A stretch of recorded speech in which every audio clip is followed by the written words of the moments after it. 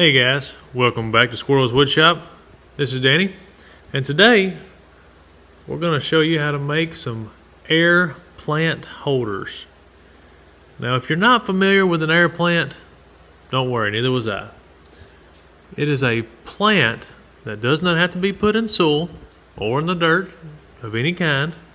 It just hangs in the air. And I think you gotta mist it and put it in some water ever so often. But basically it just hangs in the air. All day long, all night, just hanging. But they're pretty popular, so here we're gonna make some for our little baby boy. Well, he's not a baby anymore. He's 11 years old. He's almost got a full-grown mustache. Nah, he really don't. He's a long way from that. But anyways, here's our plans. I think she just pulled these off the internet for me. Probably Amazon. But they are going to hang on his door frame. So every morning when he comes out, bam, air plants. At least that's the plan. We started off by cutting out the centers. We're going to make some donut shapes without the cream filling. Don't know why you want a donut without the cream filling, but that's kind of the shape we're going for. So then we're going to take it over to the joiner and just cut down on the size a little bit. It was a little thick. Don't believe it's really going to matter how thick it is. But since we had a print, might as well go to the print, right? So we ran her through both sides just to smooth things out and get our thickness the way we wanted it. And then it was on to the good old scroll saw. Now, if you don't have a scroll saw, a jigsaw would work absolutely fine here. But we got this thing, I don't know, about a year or so ago. And it is just fun to play. Whoa! You see that? Old squirrel finally showed up. I didn't even know he was back there. Anyways, it's just fun to play with. So whenever I'm forced with the decision of a jigsaw or a scroll saw, it's going to be a scroll saw if any way possible. Now, when I heard about these air plants, I just assumed that all of them were similar. You know, shape, size. But that being said, I have not actually seen an air plant up to this point while making these. So going off the print is all I have to go off of. So that being said, they're not all the same sizes or shapes. Spoiler alert, these may not be the right size. But they will work because it's been in his room for about 2 weeks now and it's worked fine. So stick around and wait to see how we figured out how to get around the sizes being, a little big. Now we're just doing a little light sanding on them, making sure they're good and smoothed up. Don't get no splinters. You don't want any splinters coming out of your bedroom.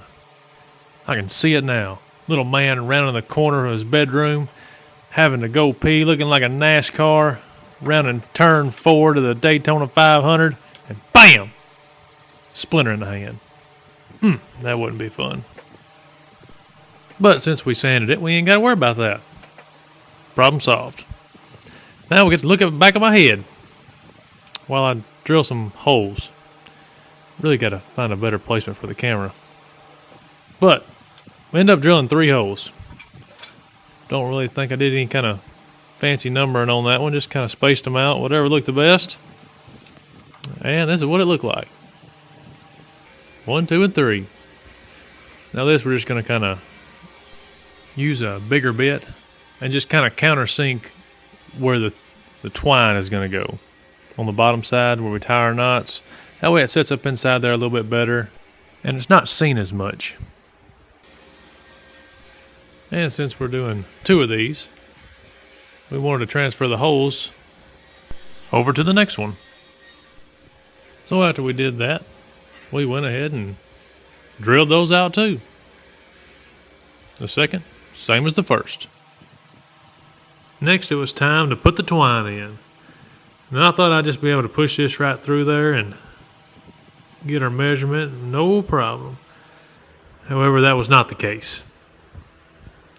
It was more of a headache to get in there than I thought.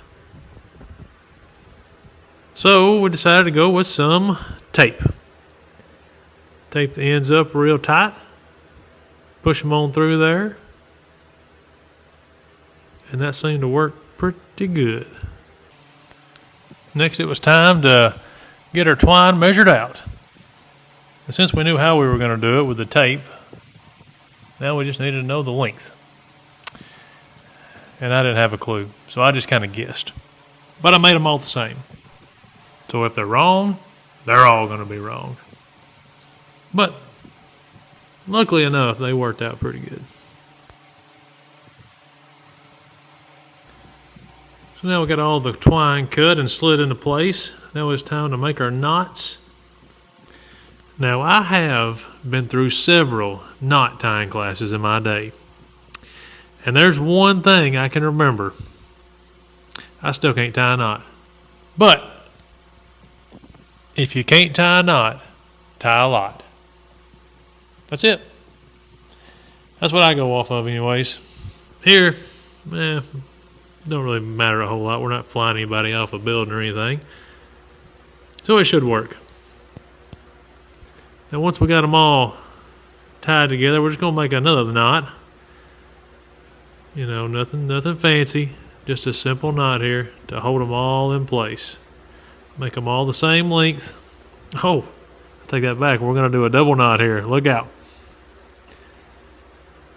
It might be rappelling off the wall here for long. There. Now we're going to leave this loop so we can tie it to the top of his door. And here's the final product. And these things are tiny. So to keep them up, we had to put some fishing line and some clear tape underneath them. But you can't see either one. Looks good. And until they get bigger to support themselves, that's the way they'll be. Anyways, like and subscribe. Thanks for watching, and God bless you.